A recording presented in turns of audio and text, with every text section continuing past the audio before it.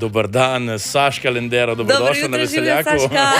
Dobro jutro, Nina, dobro jutro, Nejc, hvala lepa vama za tale impuls, bom rekla, samozavesti, ki ste mi ga dala takoj. Ja, no, sej po mojem nimaš tam težav, a ne? Ja, no, pridejo tudi obdobja, ne, ko imam malo, ne, recimo zdaj. Ok, danes govorimo o obiskih. A se ti sezuješ, ko prideš na obisk? Sem da vidim, če... Ne, absolutno se sezujem, ko pridem na obisk, ker mi te ameriške variante, ki hodijo s čevlji not in ven in se s čevlji ulegajo na sedežno, na poslo, to meni ne gre. Je pa res, da se tudi pri meni večina ljudi sezuje, če se pa ne, pa tudi nič hudega. Ok, Saška, zdaj se ne bomo oddelali, a ne, kada nič ni, a ne, kada zadnje čase. Zadnje že slišimo, kako se poslušalcem cvrejo. Ja, dajte jo vprašati, Veva, da ne rada govoriš o tem, ne, da javno. Da nočeš kaj preveč govoriti o tem, ampak vseeno si se odločila, ne, da to zgodbo z nami deliš na družabnih omrežjih. Zakaj si se za to odločila? V bistvu je to bil plod nekega razmišljanja, kaj narediti. Predvsem se mi je zdelo, da ne morem več hoditi naokrog po svetu, pa ne samo po intervjujih, ampak na intervjujih je bilo posebej boleče, ker vsakokrat znova so me spraševali, a je to zdaj najbolj magično leto za tabo, kako čudovito je leto po poroki in tako naprej. In mi je bilo res hudo in zraven sem mogla se še nekako pretvarjati, da so stvari v redu. In se mi je zdelo, da res je prav, da se pove pravzaprav, da stvari niso takšne, kot bi mogle biti. Zakaj sem pa to naredila na družabnih omrežjih? Sva se prej pogovorila z Miho, ne? In pač zdelo se mi je, da tam lahko povem samo tisto, kar bi jaz želela povedati. Ker če bi pa enkrat prišlo do točke, da bi pač stvari prišle ven, bi me pa vsak novinar posebej cufal z vprašanji in to zdajle v fazi neke žalosti, nekega pravzaprav hudega razočaranja, je to res težko, no. In vem, da ljudje pač berejo zdaj vse sorte in da si mislijo, joj, pa kaj zdaj to, ko tem govorijo, sej konc koncev nista ne prva, ne zadnja, ki se jim je to zgodilo, absolutno se tega zavedam. In pravzaprav vem, da vsi ljudje nekako gremo čez iste izzive, ne, v življenju, čez zelo podobne. Bi pa rada povedala, da vse, kar sem jaz želela o tem povedati, sem povedala v svojemu zapisu in vsi ostali članki, ki jih je milijon, množica z najbolj bizarnimi, neverjetnimi naslovi, so čisti medijski konstrukt. Mene so sicer klicali, jaz nisem hotela odgovarjati, potem pa vlečejo pač 20 let, pa 6 let, pa 16 let stare članke ven in jih pač in jim dajajo zavajajoče naslove, da zgleda, da pašejo sem, pa ne.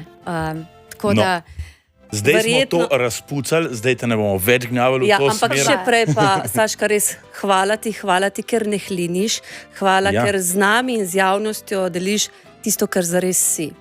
Na koncev si iskrena oseba in ta iskrenost te je pripeljala tudi do tle, kjer si, a ne? Vsi uspehi, vsi temeljijo na iskreni glasbi, ne?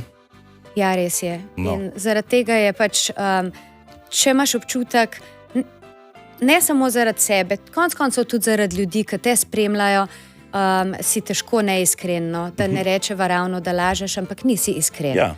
Tako da hvala lepa, no, ker vidiš mojo glasbo kot iskreno. Pa če zdaj bi pri tej glasbeni iskrenosti izpostavila kakšen tvoj uspeh, katerega bi zdaj v tem momentu najbolj izpostavila? Glasbeni uspeh? Ja, mislim, da ne grem na kolena, bom zdaj pela še bolj iz srcem. Ja. Bravo. Ja, dvakrat ti je že skoraj ratalo priti na Evrovizijski oder, si bila druga, a ne? Ja. Boš še kdaj ponovila ta nastop na Emi, recimo, ko bo enkrat v tem obsegu spet? Jaz skoraj mislim, da ne. Da ne? Glasbo jaz dojemam res kot stvar enega osebnega izraza. In glasba ni tako kot šport, da lahko ti meraš sekunde pa metre, pa jo ocenjuješ, ne. In samo ocenjevanje glasbe in to neko točkovanje, rangiranje, mene to vsakokrat kar preduši boli. Zelo sem netekmovalen človek, tako da rada, ne vem, če bi bilo to netekmovalni dogodek, bolj z veseljem. Ampak ker pa to mora dobiti na koncu eno oceno, pa en žig, pa je bilo to dobro, je bilo slabo, pa ne vem, nimam živcev za to. No, mogoče se zdaj naši poslušalke, gledalke, ne, da vse omenim, sprašujejo, zakaj smo te pravzaprav povabili, a smo te sam zato, da poferbcamo, kako se držiš, ali smo te tudi zaradi česa drugega in smo te zaradi tega dogodka, na katerem se boš pojavila tudi ti, ampak še prej pa mogoče vprašanje, vemo, Saška, da si se pojavljala tudi v televizijskih oddajah, a tule si tudi že potegnila črto, tako kot recimo s to Eurovizijo, ali je še želja kakšna? Televizijsko vodenje se mi pa zdi, da vedno v moje življenje kar nekako priplava. Takrat, ko priplava, takrat, ko je pravi čas, pač nikoli nisem smatrala tega, kot da se moram nekaj angažirati za to, da se to zgodi, ampak če pride prava stvar in če je pravi trenutek, pa rečem, ok, super, rada delam tudi to. Super, mogoče je to zato, ker je kriva za to Luna, a ne?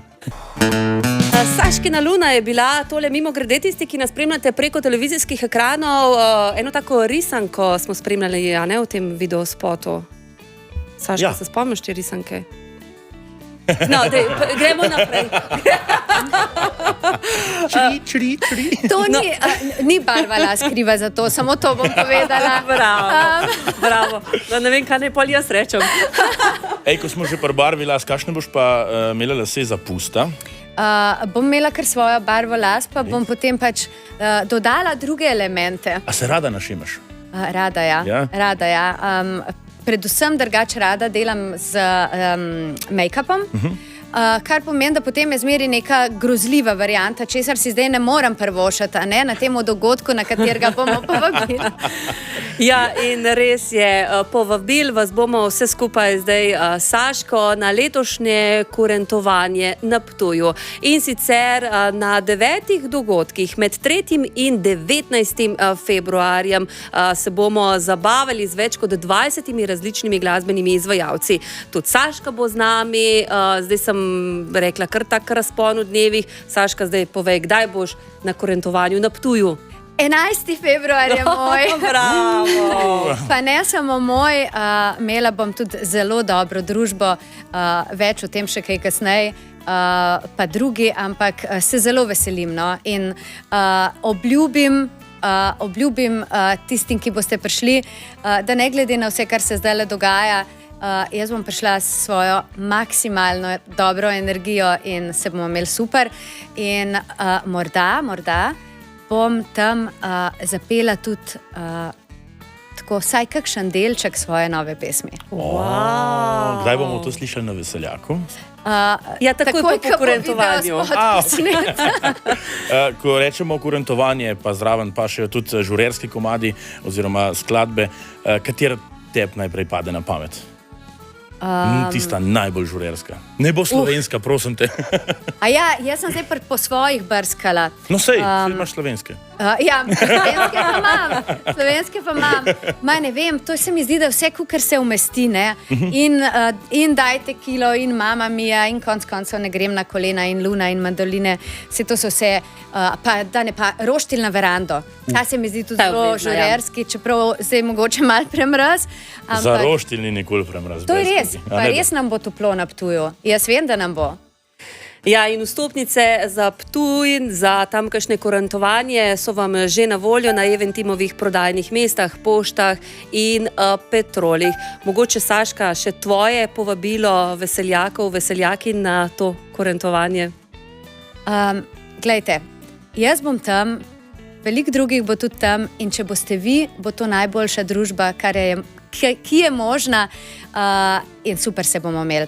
Tako da pridite, da te pomagali pet zraven, ker spremljevalne zbore pa človek vedno rab. Ne morem mimo tega, Saška, da te ne bi vprašala, kje boš pa 6. avgusta?